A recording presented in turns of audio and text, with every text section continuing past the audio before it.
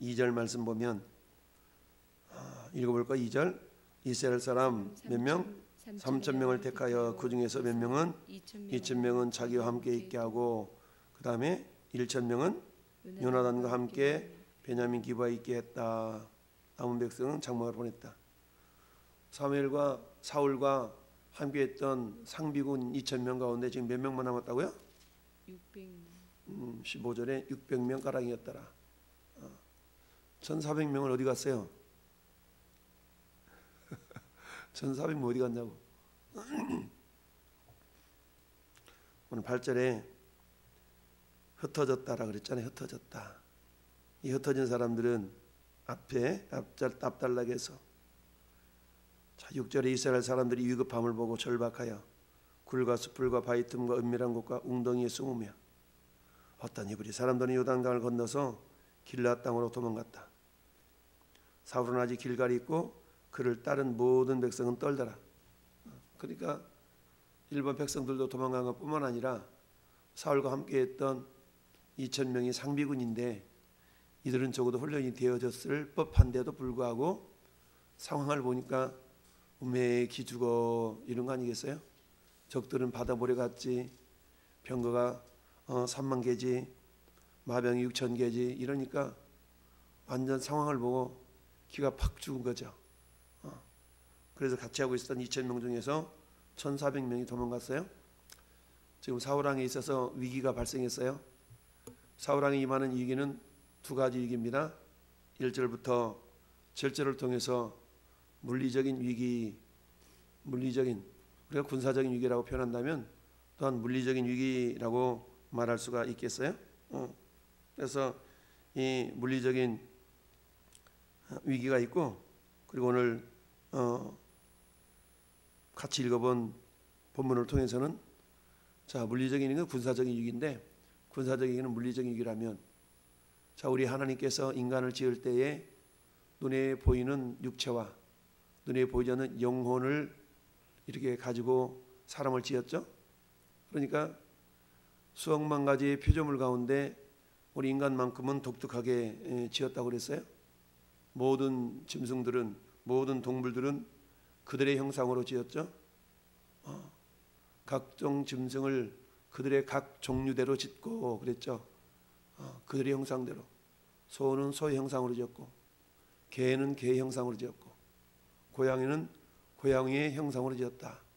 그러니까 고양이는 고양이처럼 살면 되고, 개는 개처럼 살면 되고, 소는 소처럼 살면 되지만 사람은 사람처럼만 살아서는 안 된다. 왜? 사람은 사람의 형상으로 만든 게 아니고 하나님의 형상으로 만들었기 때문이다. 그런데 하나님의 형상으로 만든 인간은 하나님이 보이는 세계와 보이지 않는 세계를 만드셨다고 그랬어요. 그러니까 우리 사람은 보이는 세계 속에서 살지만 보이지 않는 세계의 영향을 받게 되어 있다. 따라서 우리는 보이는 세계만 의식하며 살아서는 안 되고 보이지 않는 세계를 위하여 또한 준비하며 살아가도록 이 육체가 지음받았다는 사실을 늘 잊어서는 안 돼요. 그러니까 이 몸뚱아리는 어때요? 이 몸뚱아리는 보이지 않는 세계를 위하여 준비하는 겁니다. 오늘 1절부터 7절까지가 군사적 위기, 즉 물리적인 위기라 그러면 오늘 함께 읽어본 8절부터 15절까지는 보이지 않는 영적인 위기, 이렇게 표현할 수가 있어요. 사도 요한이, 사랑의 사도 요한이 요한 3서 2절에서 이렇게 기도하죠. 사랑하는 자여, 네 뭐가 잘된 같이? 네 영혼이 잘된 같이. 네 영혼이 잘된 같이 범사 눈에 보이는 세계 말하죠. 범사가 잘되고 강건하기를 내가 간구하노라 그랬죠. 그러니까 사람은 이 영적인 존재이기 때문에 눈에 보이는 육체와 눈에 보이지 않는 영혼이 이렇게 하나가 되어서 사람이 지어졌어요. 그렇다면 내 육체가 아무리 잘 되어져도, 아무리 육체가 건강해도 내 영혼이 건강하지 않으면 밸런스가 맞지가 않아요. 근데 육체도 중요하지만 육체보다 더 중요한 것은 우리 영혼이 중요해요. 왜요? 늘 말씀드리지만 우리 육체는 유통기간이 있다고 그랬잖아요. 육체는 유통기간이 있어서 늙기도 하고 병들기도 하고 이러기도 해요. 그러나 우리의 영혼은 영원히 살도록 하나님이 지었잖아요. 그러니까 아무리 죄 때문에 하나님과 관계가 단절되었어도 육체는 사망에 이르지만 영혼은 영원히 살도록 하나님이 은혜를 베푸셨어요. 그러니 전에 여러분들이 육체 건강을 위해서 부진장 수고하고 애쓰고 그러잖아요. 그렇지만 우리의 영혼의 건강을 위해서는 그닥 투자를 많이 않죠. 사랑하는 자여 내 영혼이 잘된 같이 네가 범사에 잘되고 강건하기를 내가 간구하노라. 육체를 위해서는 온 것까지 보험 다 들잖아요. 근데 우리 영혼을 위해서는 어떤 보험을 들고 있어요? 예수님 제대로 믿으면 되죠. 예수님 제대로 믿으면 우리 영혼의 보험이 가입되는 겁니다. 그래서 우리 육체를 위하는 시간 투자에 걸맞게 우리는 영혼을 위한 시간 투자에 우리는 심혈을 기울여야 되는데 우리는 그렇게 하지는 않습니다. 이 아침에 저 여러분들에게 하나님이 주시는 도전의 말씀은 우리 영혼에 좀 더 투자했으면 좋겠다라는 생각을 다시 한번 하면서 말씀의 제목도 안 읽어봤는데 따라합시다. 상황보다 하나님을 신뢰하라. 저 상황보다 하나님을 신뢰하라. 상황은 눈에 보이는 거고 물리적인 거죠. 그와 반면에 하나님은 영이시기 때문에 눈에 안 보이죠. 그러니까 상황은 눈에 보여지고 만져지고 느껴지는 거기 때문에 사람이 훨씬 더 민감하게 거기에 대해서 반응할 수가 있어요. 그렇지만 영적인 것은 우리 영적인 감각이 민감하게 깨어있지 않다면 둔감할 수가 있어요. 근데 하나님은 우리 육체를 귀하게 여기시지만 우리 영혼을 더 귀하게 여기신다라는 얘기죠. 그래서 고린도전서 15장에 부활장이라고 그랬죠. 부활장, 소망장. 이 몸의 소망 무엔가 우리 주 예수뿐일세. 우리 주 예수밖에는 믿으리 아주 없도다. 굳건한 반석이시니 그 위에 내가 서리라. 그 위에 내가 서리라. 예수님이 우리의 소망이에요. 할렐루야. 그러니까 오늘 사울왕이 자기 함께 있었던 2,000명 흩어지는 것뿐만 아니라 백성들도 나팔 불어가지고 모이라 그랬더니 각 지역에서 지파들이 길갈로 우 모여들었어요. 이 정도면 됐어 라고 마음 한편에 안심했을지도 몰라요. 근데 막상 적의 적진을 바라보니까 은매 너무 많은 거예요. 오늘날로 말하면 장갑차가 막 3만 대나 있지, 마병이 막 6,000명이나 있지. 이러니까 기가 팍 죽어가지고 도망가기 시작했어요. 흩어지기 시작했다는 얘기입니다. 이게 뭐예요? 군사적인 위기. 이게 뭐예요? 육체적인 위기. 이게 뭐예요? 물리적인 위기. 눈에 보이는 위기라는 얘기입니다. 그럼 눈에 보이는 위기가 있다는 얘기는 거꾸로 말하면 눈에 보이지 않는 영적인 부분도 위기 상황에 봉착했다라는 걸 알아야 되는데 이 사울은 그걸 지금 깨닫지 못한 거예요. 사울은 사무엘이 정한 기한대로 이레 동안을 기다렸으나 사무엘이 길갈로 오지 아니하매 하나님은 사울에게 기다리는 훈련을 좀 시키셨던 것 같아. 기다리는 훈련. 사울을 왕으로 삼기 위해서 하나님은 기름을 붓게 했죠. 기름 붓고 나서도 어느 기간 동안 기다리게 했잖아요. 이런 것처럼 기다리는 훈련을 하게 하셨던 것 같아요. 우리도 마찬가지입니다. 늘 말씀드리듯이 하나님의 때라는 게 있죠. 하나님의 때. 때가 되면 이때라는 것은 자연의 흐름 속에 다가오는 크로노스의 그런 때가 아니라 대부분 때를 기다려라 이럴 때는 카이로스의 흐름 속에 하나님이 정한 어떤 때가 있죠. 크로노스 흐름 속에 카이로스라는 그런 때가 있다고 그랬어요. 그 때를 기다리게 하는 그런 훈련이 사울왕에게는 좀 부족했던 것 같아요. 하나님 이것을 훈련하고 싶으셨던 것 같은데 이것은 우리에게도 다를 바가 없어요. 우리는 내 때가 아니라 하나님의 때를 우리가 분별할 수 있어야 됩니다. 이것을 위해서 우리 절대적으로 필요한 게 오래 참음. 오래 참음이죠. 오래 참음. 근데 오래 참음은 내 힘과 내 능력으로 되는 게 아니고 성령의 열매잖아요. 사랑과 희락과 화평과 오래 참음과, 그죠? 그러니까 오래 참는다는 것은 절대적으로 성령의 은혜가 아니면 오래 참을 수가 없어요. 성령의 은혜가 아니면 상황과 현실만 바라보지 현실 저편에 있는 하나님을 바라볼 수가 없는 거예요. 여러분, 저 엘리사 선지자 시대 때에 한참 뒤 일이에요. 한참 뒤 일. 아람 나라가 북쪽 이스라엘을 쳐들어오잖아요. 세상 말로 벌떼처럼. 시편 118편 벌들처럼 에워싸고 에워쌌어요. 그러니까 엘리사의 사원 게하시가 깜짝 놀라가지고 큰일 났어요 주인님, 큰일 났어요 주인님, 어쩌면 좋아 어쩌면 좋아. 사마리아 여성을 막 에워싸고 있는 그 암몬 아람 나라 군대를 보니까 겁이 팍 죽었잖아요. 근데도 불구하고 엘리사는 태어나죠. 그러니까 옆에 있던 게하시는 조급해 죽을 것 같고, 자기 스승 엘리사는 태어나고 전혀 상반된 모습이었어요. 엘리사가 답답해가지고, 아니 게하시가 답답해서 주인님 어떻게 하면 좋아요? 저거 좀 어떻게 해야 되는데 어떻게 해요? 그랬더니 야 걱정 마, 우리와 함께 하시니가 저들과 함께 한 자보다 많어 커 라고 말씀하죠.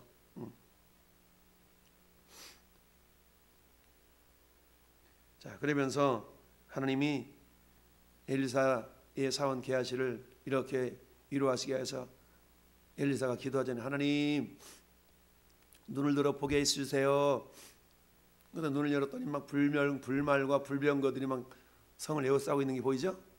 그러니까 그때서야 게하시가 와 하나님 대단하시네 이렇게 안심을 합니다. 즉 눈에 보이는 세계는 눈에 보이지 않는 것으로부터 말미암았죠. 눈에 보이는 세계는 눈에 보이지 아니하시는 하나님으로부터 말미암은 거 아니겠어요? 오늘 영적인 위기를 봉착한 이 사울왕, 군사적인 위기, 물리적인 위기를 하나님 허락하신 것은 영적인 위기가 있음을 미리 예고한 사건이다라고 볼 수도 있어요. 우리들도 마찬가지입니다. 그래서 이제 사울이 조급하니까 번제와 화목제를 이리로 가져오라 하여 번제를 드렸더니 번제 드리기를 마치자 사무엘이 왔어. 사울이 나가 맞으면서 무난하니까 사무엘이 물어보는 거예요. 왕이 행하신 일이 뭡니까? 그랬더니 지금 행한 일이 뭐예요? 사무엘을 통해서만 이루어져야 될 제사, 즉 각자의 역할이 있는데 그 역할을 월권이라고 표현할 수 있죠. 이 당시에는 하나님이 제사라는 그런 제사를 집전하는 권리는 사무엘 제사장 선지자에게 주셨던 거예요. 그런데 왕이 제사장 역할을 나도 할래 라고 하면서 달려들었던 거죠. 이것은 기다려서 인내해서 사무엘을 통해서 이루어져야 되는데 그렇지를 못한 겁니다. 그 모습을 보고 뭐라고 얘기했어요? 왕이 13절에 망령되이 행하였도다. 망령되이 했다. 당신이 좀 인내하고 하나님을 신뢰하고 좀 기다렸더라면 당신의 왕위가 좀 영원히 하나님께서 세우셨을 텐데 이제는 왕의 나라가 길지 못할 것이라. 왕이 된 지 몇 년 만에? 2년 만에. 근데 사울은 왕위에 몇 년 동안 있었냐면 40년을 있었거든요. 사울은 40년 동안 왕위에 있었어요. 그러면 2년 동안은 하나님이 함께 하시는 기간이었고 나머지 40년 동안은 하나님이 함께 하시지 않는 기간이었어요. 그러니 2년의 왕위는 하나님이 함께 해주셨지만 나머지 38년 동안을 자기의 열심으로 이제 왕위를 이루어 가는 겁니다. 그게 얼마나 힘들었겠어요. 그러면서 왕께서 명령하신 바를, 여호와께서 왕에게 명령하신 바를 지키지 아니하였으므로 그 명령은 사무엘 선지자를 통해 나갔는데 여호와께서 그의 마음에 맞는 사람을 구하여 그를 그의 백성의 지도자로 삼으셨나이다 라고 그냥 사무엘이 얘기해놓고 가버렸네. 지금 사울왕에게 영적인 위기가 닥쳤어요. 그러면 지금 이게 뭡니까? 잘못했네요 라고 했을 때 사울 왕이 꼬꾸라져 가지고 하나님 앞에 회개했다는 내용이 없어요. 대신 뭐하고 있어요? 핑계대죠. 11절 내게서 흩어지고 당신은 정한 기간에 안 오고 블레셋 사람들이 mik마스에 모였음을 내가 보았으므로. 이게 문제가 자신에게 있음을 전혀 인정하지 않잖아요. 문제를 지금 어디서만 봐요? 바깥에서만 보죠. 문제가 나한테 있음을 봐야 되는데 문제가 바깥에 있다고 보는 거예요 지금. 백성이 흩어졌어. 그 외부적인 상황이죠. 당신이 안 왔어. 누구를 탓해요? 사무엘을 탓하죠. 그리고 적들은 지금 운빵 엄청 많이 지금 모여 있죠. 그러니까 전혀 자기는 문제가 없는 거야. 그래서 내가 부득이하게 번제를 드렸는데 내가 뭐 잘못됐나요? 이러고 있는 거죠. 목사님 뭐 제가 뭐 잘못됐어요? 이렇게 했는데. 여호와께 은혜를 간구하지 못하였다고 부득이하여 번제를 드렸나이다. 이렇게 얘기하고 있어요. 그의 마음에 맞는 사람을 구하여. 오늘 핵심이 하나님 마음에 맞는 사람 아니겠어요? 왕이 되기 전에 사울은 하나님 마음에 맞는 상태, 맞는 사람이었어요. 적어도. 그랬었대요. 그때는 겸손했고 그야말로 그랬던 사울이었기 때문에 하나님 죄를 왕으로 세워라라고 했죠. 근데 그렇지 못했다. 자, 여러분, 하나님 마음에 합한 사람이 되려면 첫째, 따라합시다. 하나님의 마음을 읽을 줄 알아야 된다. 하나님의 마음을 읽을 줄 알아야 돼요. 빌립보서 2장 5절에 너희 안에 이 마음을 품으라. 곧 그리스도 예수의 마음이니 주님 마음을 품어야 되잖아요. 주님이 어쨌길래 주님은 온 인류를 위해서 낮고 낮은 모습으로 그렇게 가셨구나. 이게 속이 사울의 모습이었어요. 겸손했어요. 주님의 마음을 우리가 주님 마음에 합한 사람이 되려면 첫 번째는 주님 마음을 알아야 된다. 주님 마음을 읽을 줄 알아야 돼. 이건 겸손이거든요. 둘째, 따라합시다. 하나님을 절대 신뢰할 줄 알아야 한다. 하나님을 절대 신뢰해야 돼. 그 절대 신뢰라는 것은 내가 믿을만한데 믿을만하면 믿는 게 아니고 믿지 못할 상황이라 할지라도 그 하나님을 신뢰할 수 있어야 된다는 얘기예요. 여호사밧 왕, 이스라엘 5대 왕 여호사밧 왕 때에 적들이 쳐들어왔을 때에 어때요? 암몬 자손, 모압 자손이, 세일산 자손이, 연합군이 유다를 쳐들어왔어요. 그때 여호사밧 왕이 큰일 났다라고 있는데 하나님이 무명의 선제를 보내셔서 걱정하지 마라 라고 하면서 위로해 주잖아요. 우리 함께 하신 이가 더 강하다. 그때 여호사밧 왕은 하나님을 신뢰하면서 이렇게 백성들을 위로했어요. 여호와를 신뢰하라. 그러면 너희가 견고히 서리라. 그 종 선지자를 신뢰하라. 그러면 너희가 형통하리라. 라고 위로하면서 힘을 얻어서 찬양대를 막 앞세웠더니 자중질환이 일어나가지고 적들이 무너지는 것을 경험하게 되죠. 이처럼 두 번째는 하나님을 절대 신뢰할 수 있어야 됩니다. 세 번째는 따라합시다. 하나님께 절대 순종할 줄 알아야 된다. 우리 그래도 절대 순종 안 하죠. 내 생각대로 행하죠. 순종이 안 돼요. 순종이 죄다보다 낫다. 뒤에 부분에 가면 15장 뒤에 가면 또 불순종하잖아요. 순종이 죄다보다 낫고 듣는 것이 순양이 기름보다 낫다. 여러분, 오늘 하나님 마음에 합한 사람, 하나님은 하나님 마음에 합한 사람이 결국 다윗이죠. 다윗을 사울을 이어서 왕을 세우는데 오늘 본문의 제목 상황보다 하나님을 신뢰하라. 여러분, 물리적인 위기는 곧 영적인 위기입니다. 하나예요. 우리 육신 자체가, 우리 사람 자체가 육체로만 이루어져 있지 않기 때문에 그래요. 오늘 우리 자신을 잘 돌아보면서 내가 하나님 마음에 합한 자가 되고 있는가를 한번 돌아보면서 하나님 마음에 합한 자가 되기 위해서 오늘 하나님 마음을 잘 읽어서 겸손하게 절대 하나님께 순종하며 하나님을 신뢰하는 저와 여러분 될 수 있기를 예수님의 이름으로 축원합니다. 살아계신 아버지